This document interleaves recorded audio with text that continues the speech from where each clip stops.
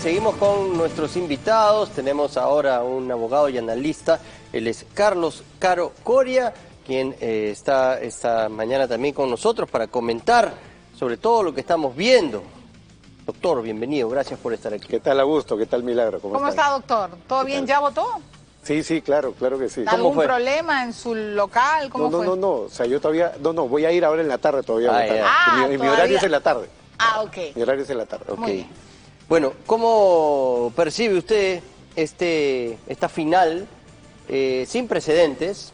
Un pelotón de posibles aspirantes a la segunda vuelta muy atomizado, con pocos porcentajes, y la explosión de un candidato reaccionario, ¿no? Rebelde, que nadie esperaba en el último minuto.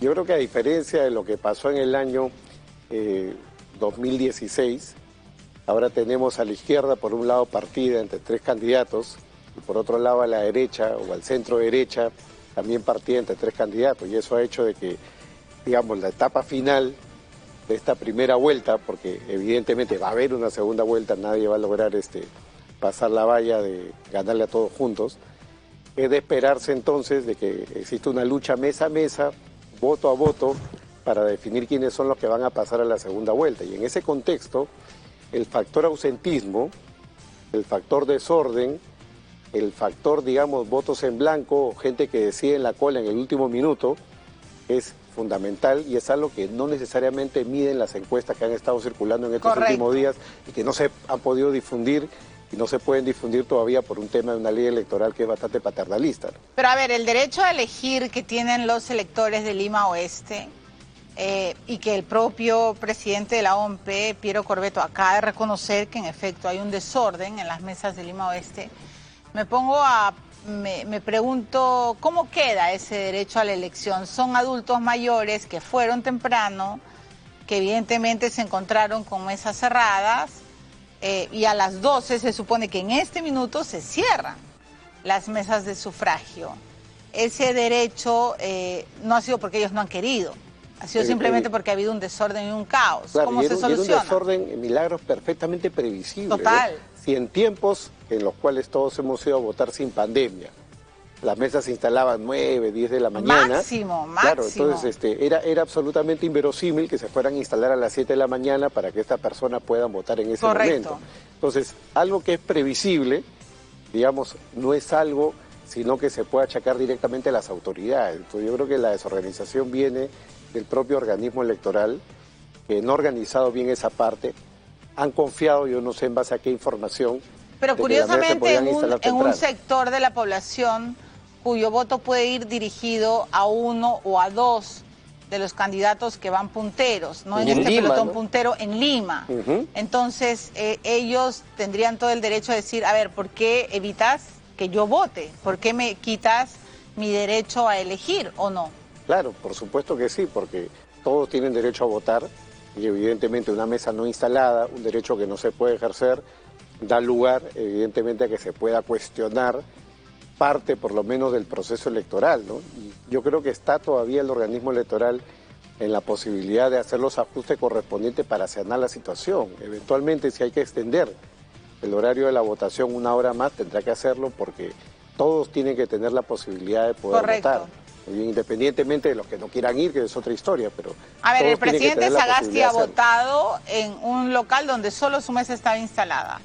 En el Colegio Santa María, solo una mesa instalada a esta hora del día. Entonces... Claro, son cuestiones hechas en cierto modo para la foto, ¿no? No puede ser que vaya el señor Sagasti a votar y que no esté la mesa instalada. En todo su colegio solo su mesa estaba instalada. Eso, es una extraña casualidad, ¿no? De que justamente su mesa es la única que está instalada para la foto, ¿no? Bueno, y sobre los avances de esto no podemos entrar en detalle por la prohibición absurda a la que haces mención también, muy paternalista, ¿no? Paternalista. Que, digamos, no vaya a ser que los ciudadanos nos veamos pues influenciados y hay que protegernos de todas estas cosas que realmente no son democráticas y no expresan, ¿no? la libertad que debiera profesar una constitución como la que tenemos, pero en fin. Al margen de eso tenemos que respetar las normas y no podemos revelar las cifras, pero lo que sí podemos decir es cómo viene la situación. Es un panorama sin precedentes, con muy pocos porcentajes, un grupo de 6 candidatos más o menos, y lo que hemos visto es que al final han surgido dos... Vamos a hacer una breve pausa y vamos a volver con esa consulta al doctor Carlos Caro, pero vamos en vivo ahora porque Johnny Lescano llega a su local de votación en su primera dama. Entonces... En fin, volvemos con Carlos Caro, quien está con nosotros aquí analizando la situación, y lo que te iba a plantear es esto que veníamos debatiendo más temprano con Milagros en el CET, es a propósito del silencioso avance y progresión de Keiko Fujimori, ¿es acaso porque todos los reflectores estuvieron apuntando a Rafael López Aliaga, que venía como un outsider, que emitía declaraciones polémicas, explosivas, y, digamos, los opositores a la derecha popular, que lo veían como una amenaza, se concentraron en él, y Keiko Fujimori pasó navegando suavecito y se consolidó, no podemos decir las cifras, pero se ha mantenido, ¿no?, como una opción para segunda vuelta. Y lo mismo puede haber pasado con Verónica Mendoza, quien fue la más visible representante de la izquierda radical, mientras apareció uno más radical que cosechó todos los votos de los indignados en el centro y sur y en silencio también ha aparecido como un contendor para la segunda vuelta. Acá evidentemente han habido diferentes estrategias, ¿no? Porque en el caso del fujimorismo, yo creo que la estrategia les ha venido funcionando bien en la medida que tienen el techo de vidrio por la investigación que tiene Keiko Fujimori, claro, por lavado de dinero. Entonces, no haber entrado a la confrontación en la primera etapa, donde seguramente hubiera podido haber mucho golpe contra ella, más el historial y el pasado, y el dato de haberse concentrado en el núcleo duro del fujimorismo, ¿no? La foto con el padre, el adelantar de que si ella es presidenta lo va a indultar. Yo creo que como estrategia de la primera vuelta le puede funcionar o le podría funcionar a la luz de esta cifra que nadie puede revelar hasta este momento por las razones ya indicadas, ¿no? Pero judicialmente, sin embargo, doctor... yo creo que para efectos, si es que la hipótesis de que ella pasara para la segunda vuelta, todo eso va nuevamente a ponerse sobre la mesa, ¿no? Obvio, empieza nuevamente la campaña. El pasado del fujimorismo, o sea, no la tendría fácil si es que ella pasara a la segunda vuelta. Más aún con este proceso judicial que tiene encima. Y una pregunta legal, ¿no? Los presidentes son intocables cuando ejercen su mandato, siempre y cuando tengan o cometan algo durante el periodo, ¿no es cierto?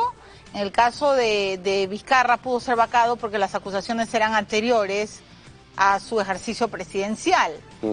Fue cuando era gobernador regional. Si Keiko Fujimori, en la figura hipotética de que fuera elegida presidenta, ¿qué pasaría con el juicio, con esta situación jurídica que tiene con el grupo Lavallato, con el Ministerio Público? ¿Qué pasa? ¿Se paraliza a los 5 años? Allí la regla es clara, porque como no es un dato nuevo, no es un hecho sobreviniente, como en el caso de Vizcarra, que se conoció durante el periodo presidencial, todo este tema de IX, Obrains y todo lo demás, se aplica la regla de la Constitución que hace intocable al presidente. El presidente puede ser vacado, presidente o presidenta, puede ser vacado por incapacidad moral, como lo ha sido el señor Vizcarra, por un hecho que se descubra, evidentemente. Por un hecho que recién se descubra en el ejercicio. Claro, que forme parte, digamos, de la propia gestión presidencial. Por ejemplo, si hubiera sabido el vacuna gate en el mes de octubre, el señor Vizcarra hubiera podido ser vacado por un hecho de su periodo. Sin embargo, lo que se descubrió antes fue el tema de X, Obrains y todo lo demás, y eso determinó que finalmente lo vacaron por incapacidad moral. O sea, sería intocable Keiko Fujimori. No la van a poder tocar. Si la señora Fujimori... ¿Pero qué pasa? ¿Que jurídicamente ese proceso que se congela? Ese proceso se congela respecto de ella. ¿Esos años no pasan? Claro, respecto de los demás, cuando termina. Claro, respecto a los demás el proceso sigue. Respecto de ella el proceso se congela y queda pendiente de decisión hasta que termine el periodo presidencial. Digamos, una vez que termine el periodo presidencial, el juicio se reinicia, podría ¿no? seguir después. Claro, y en esos 5 años el delito no prescribe. Claro, esa era la pregunta. No hay ninguna... como que se congela en el tiempo. Se congela simplemente. No cuenta el plazo para efectos de la prescripción ni para efectos, digamos, de algo que le pueda beneficiar. Vizcarra, el exgobernante, tiene la absoluta seguridad de que él va a salir elegido, y es más, sus seguidores dicen que va a ser el más votado, ¿correcto? Pero se ha postergado para el próximo sábado la inhabilitación por 10 años y todo parece ser, augurar, que lo van a inhabilitar, que se tendrían los votos en el Congreso. En este caso, ¿qué ocurriría? ¿Él no podría recibir sus credenciales? ¿Cómo sería, doctor? Sí, claro, había la expectativa de que este tema se defina antes de la elección, pero por un tema del debido proceso, tienen que darle un plazo mínimo para que él pueda preparar su defensa, porque tiene que ir con su abogado, podría ir para defenderse ya ahora ante todo el pleito, ¿no? Bueno, si es que en la hipótesis de que esto se votara la próxima semana y él fuera, digamos, inhabilitado por 10 años, que es lo que podría suceder, en ese caso ni siquiera podría ser declarado como congresista, porque de acá al viernes no van a haber resultados oficiales de la OMPE respecto al Congreso, van a haber avances, pero el conteo al 100%... O sea, ni siquiera podría ser declarado congresista. Ni siquiera podría ser declarado congresista porque simplemente ya estaría inhabilitado. Muy bien, entonces esa inhabilitación, que en principio es firme, salvo que él logre luego una cautelar o una medida de amparo, y lo Carlos, que fuera. ¿tú crees que por eso en el Congreso los grupos políticos interesados en que se haga justicia en torno a esta inhabilitación que consideran es justa en contra de Martín Vizcarra hayan cedido porque saben, porque había como una premura, ¿no?, de hacerlo antes de las elecciones, claro, pero efectivamente podía haber violado el debido proceso y finalmente haber sido contraproducente de los intereses de los grupos que quieren que se inhabilite a Martín Vizcarra? Entonces ellos han dicho, bueno, no importa, si sale elegido después, vamos al pleno el 16, ejerce su defensa como debe y si lo inhabilitamos igual no puede asumir las credenciales no puede de congresista. asumir y tendría que pasar, digamos, a ocupar ese puesto, ni siquiera el accesitario. Simplemente ya no estaría para efectos de lo que es el conteo, todo lo que significa el conteo no podría ser... ¿Cómo que no el accesitario? A ver, un accesitario entra, digamos, a tallar cuando hay un congresista ya electo. Correcto. Si hay un congresista electo con un cupo asignado y todo lo que fuera, ya es una persona que tendría que, digamos, salir de la escena y el accesitario, el siguiente, lo reemplaza. En el casillero, tendría que entrar, digamos, a ocupar ese puesto. Pero si no es declarado congresista, claro, es que no existe. Si él ya está inhabilitado para la función pública, también para el jurado es un hecho sobreviniente. Es una realidad jurídica que no puede negar, frente a lo cual todo lo que significaría el conteo de votos respecto al señor Vizcarra... desaparecería. O sea, evidentemente va a haber el conteo, va a estar el dato, por si en algún momento el señor Vizcarra, por ejemplo, lograra una sentencia de amparo diciendo que le restituye su derecho. En ese caso... Está buscando eso, ¿no? Claro, eso es lo que él estaría buscando, y él ha dicho pero hasta no lo tiene. Que si no lo soluciona el Poder Judicial se va a la instancia internacional. Nos estaba explicando que... en el caso de Vizcarra, si es inhabilitado, tampoco el accesitario tendría cabida ni por asomo a tener una curul. Pero, ¿qué pasa? Porque él ha dicho, no, si a mí me quieren impedir, yo voy al Poder Judicial y si no me voy también a las Cortes Internacionales. ¿Cómo se resuelve?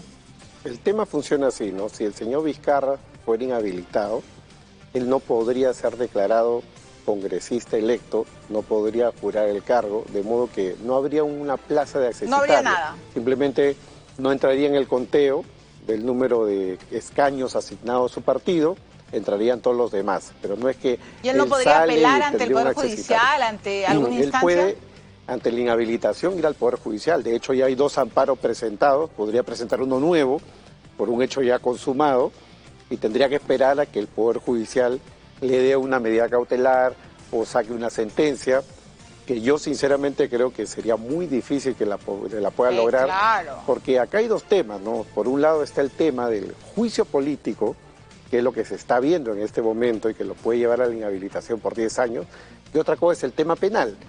Y justamente parte, digamos, del arte que ha tenido el Congreso en esto, por decirlo de alguna manera, fue separar las 2 cosas a la vez. No como fue con el caso de Kenji Fujimori, ¿no? Que lo juntaron y lo votaron todo al mismo tiempo. Sí, claro, ¿no? y se hizo todo. Entonces, en este caso lo separaron bien porque saben que la parte penal puede demorar 1 año o 2 años, mientras que la parte del juicio político puede caminar mucho más rápido. O sea, fueron hábiles, con una mejor estrategia. Exactamente, y ese fue el primer reclamo de Vizcarra. Entonces, decir, oye, lo que normalmente se hace junto, ¿por qué lo están separando? Es para que me inhabiliten, por eso que se fue y planteó allí la primera medida de amparo, ¿no?